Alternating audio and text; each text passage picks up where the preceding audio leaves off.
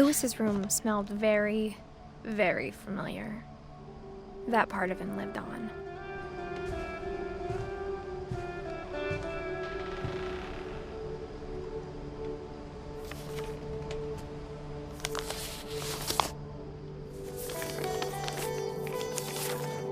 Dear Mrs. Finch, as Lewis's psychiatrist, I can understand your desire for an explanation.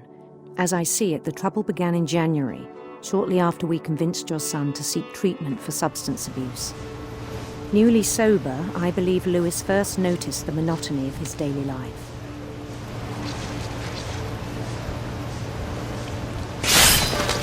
He kept working at the cannery, but he withdrew part of himself. In our sessions, I saw the same behavior. His mind began to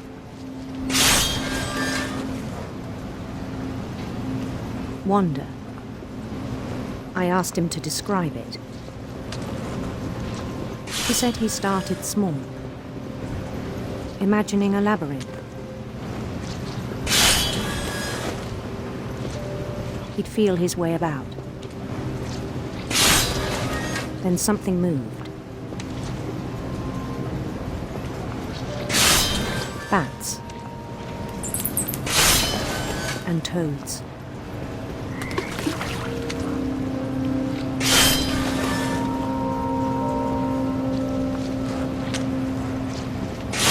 And things that have not names.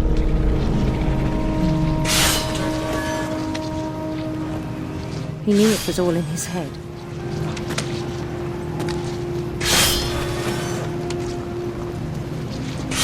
But he took it very seriously.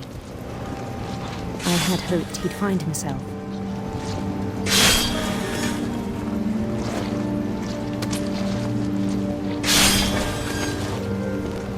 But he found something more.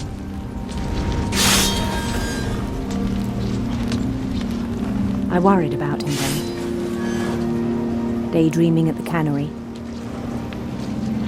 I spoke with his boss. But he said Lewis had become a model employee. Methodical, tireless, focused. Like a whole new Lewis.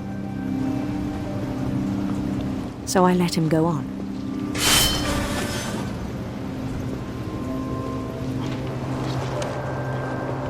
I even encouraged him. It seemed very promising at first.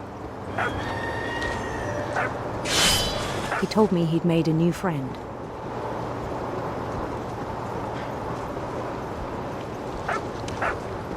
On the edge of a city he named Lewis-topia. He built the city up slowly, brick by brick. Then he made musicians.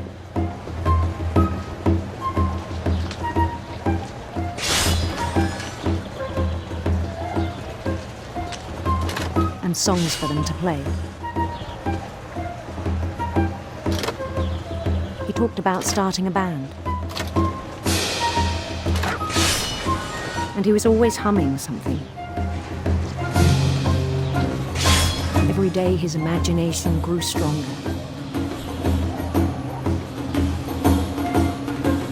He no longer spoke at the cannery. But his chopping was as reliable as ever. Then one day it struck him that all the cheering crowds, even the stones under his feet, were all in his imagination. So he could do whatever he wished.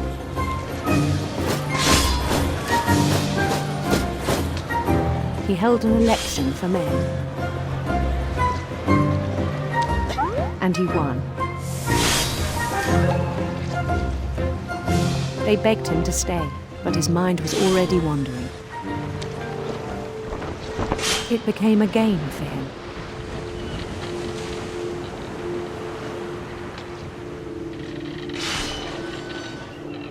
He'd conquer a city, then immediately push on. New Louisville.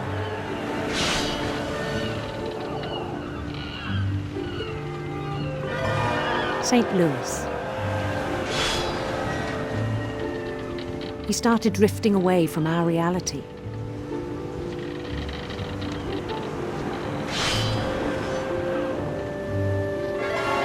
Minneapolis, until one day he forgot to go home from the cannery. Even as his mother pleaded with him, part of Lewis kept sailing on.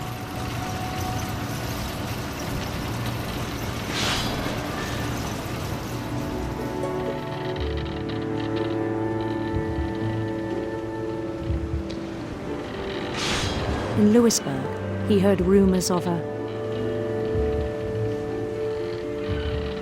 beautiful prince.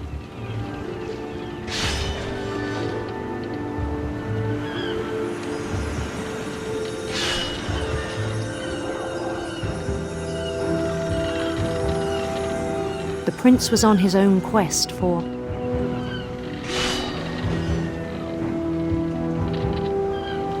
radiant rainbows.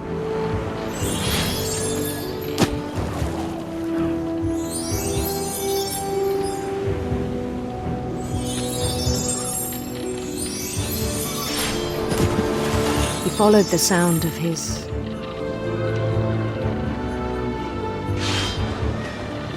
electric sitar.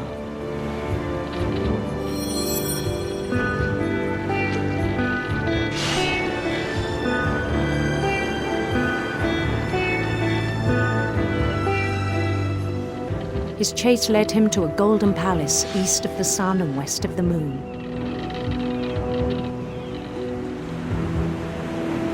Even then, his logic remained sound.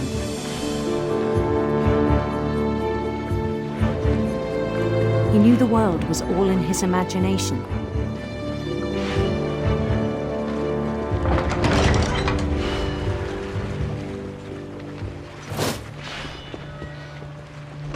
But he was so proud of having created it.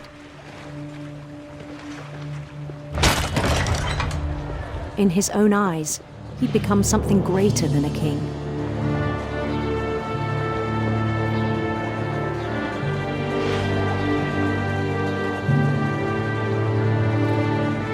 For someone who'd never known success in the real world, I think it was overwhelming. And then it struck him that the real Lewis was not the one chopping salmon, but the one climbing the steps of a golden palace.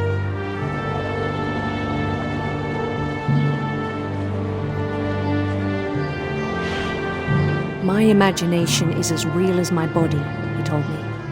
It was hard to argue with him.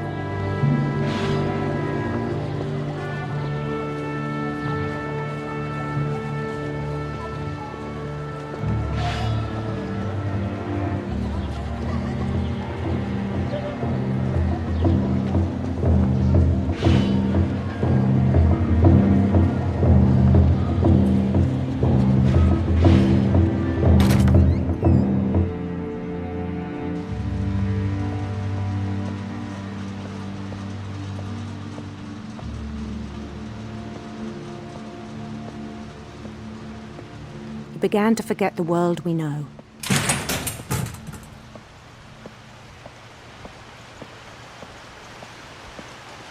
I think it pained him to remember Lewis, the cannery worker.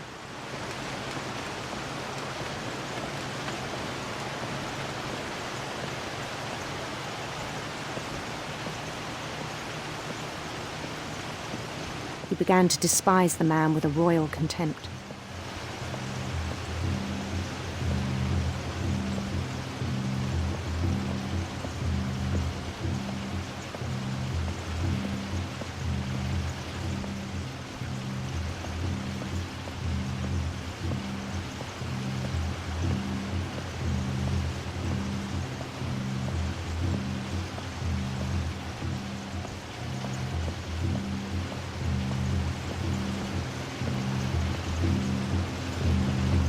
I still thought I could save him. Even after he said he was being crowned king over all the lands of wonder. The palace would be packed with his companions.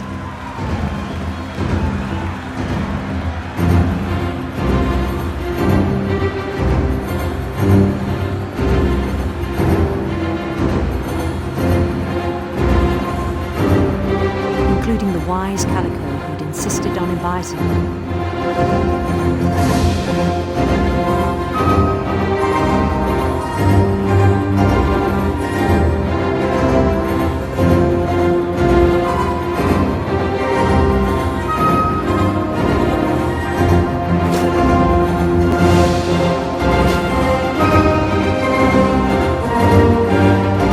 His prince waited, holding his crown.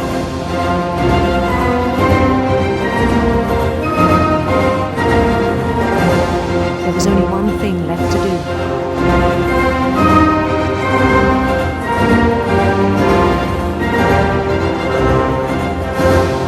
Bend down his head.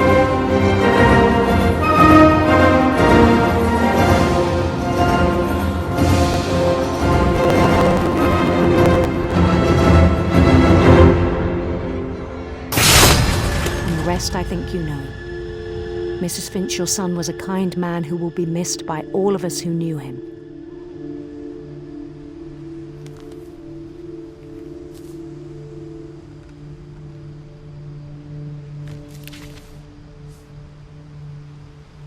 My brother was really cool.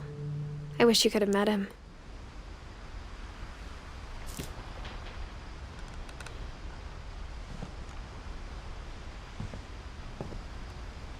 Lewis and I spent a lot of time playing games together, but he was surprisingly bad at them. He died a lot.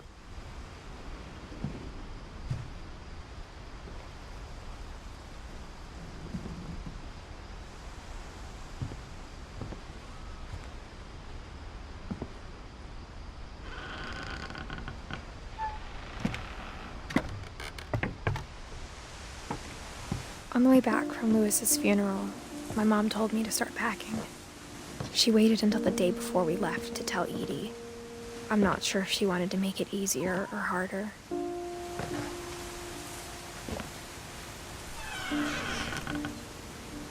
I wish we'd stayed. But I understand why we left.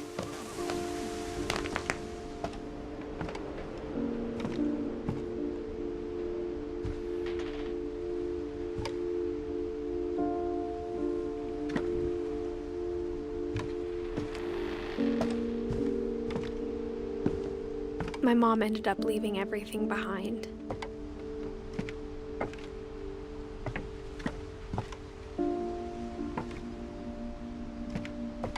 What happened that night had been coming for a long time. Maybe it should have come sooner.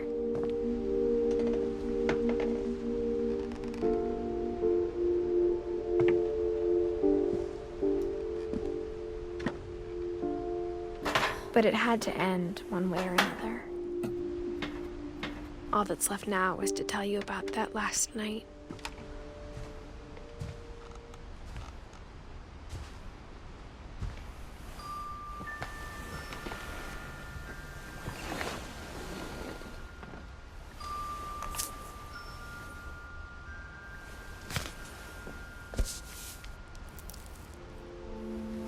That whole last day, Edie just watched us pack and didn't say a word. Until supper, when she raised her glass and said, "To our final night together, and all our final nights apart." Grandma, you know what I said about alcohol. Some of your medications are very Edith, specific. I left a present for you in the hallway.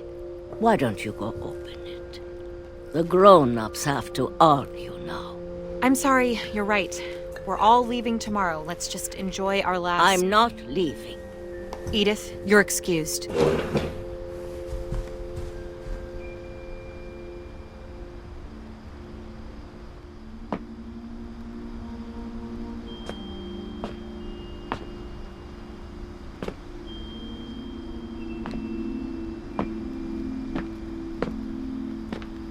The power had been shut off that morning, but Edie always had plenty of candles.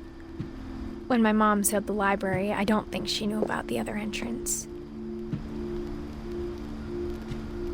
Or that Edie had a key to it.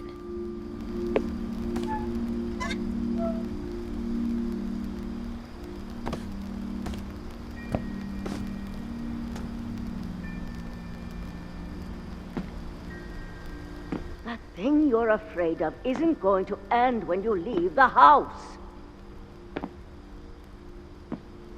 Edith has a right to know these stories. My children are dead because of your stories. I think it's best if Edith and I leave tonight.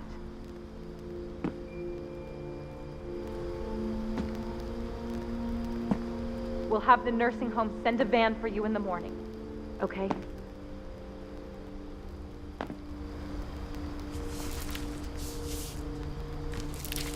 Dear Edith, there's so many stories I wish I could tell you, but there's only time for one.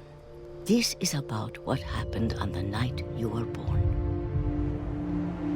That night, the tide went way, way out.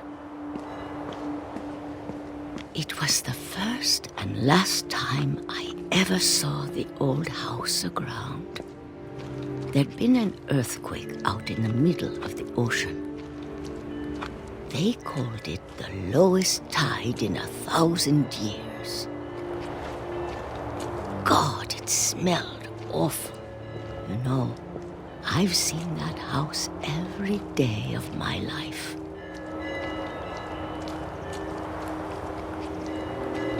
But I never thought I'd go back to it. When the fog rolled in, I lost my way.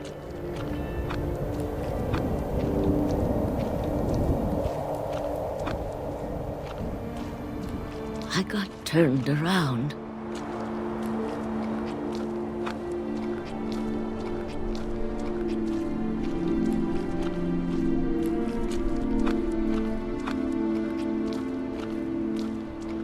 For a while, I wondered. I started seeing things.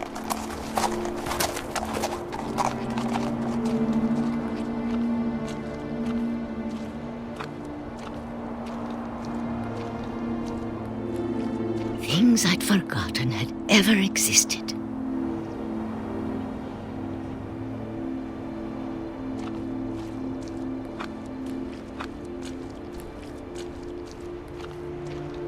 But when I saw them, they felt like old friends. That night, a lot of things came back to me. Or maybe I came back to them.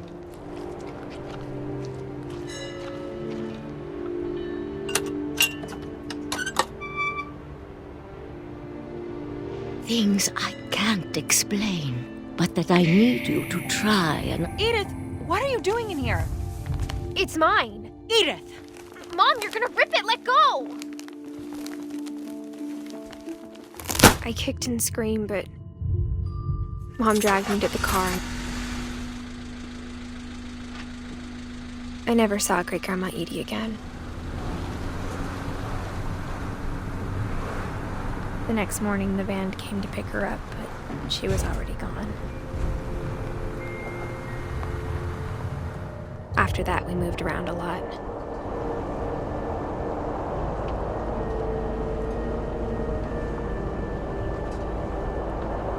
We both tried to make the best of it.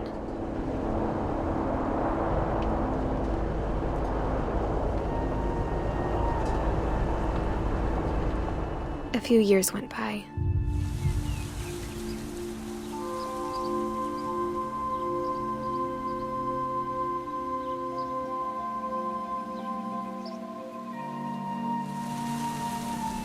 My mom didn't like to talk about it, but she started getting sick a lot. The rest happened pretty quickly.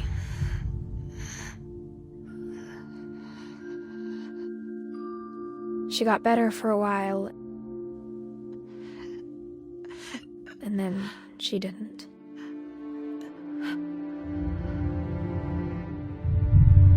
And then I was alone. The last Finch left alive.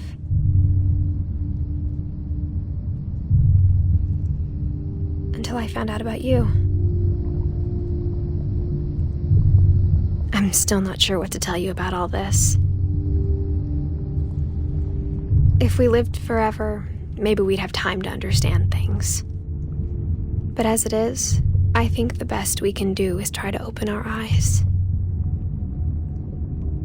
And appreciate how strange and brief all of this is.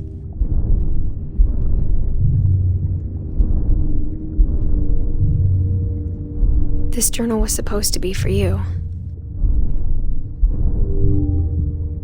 But now I hope you'll never see it. I just want to meet you and tell you all these stories myself. But I guess if you're reading this now, things didn't work out that way.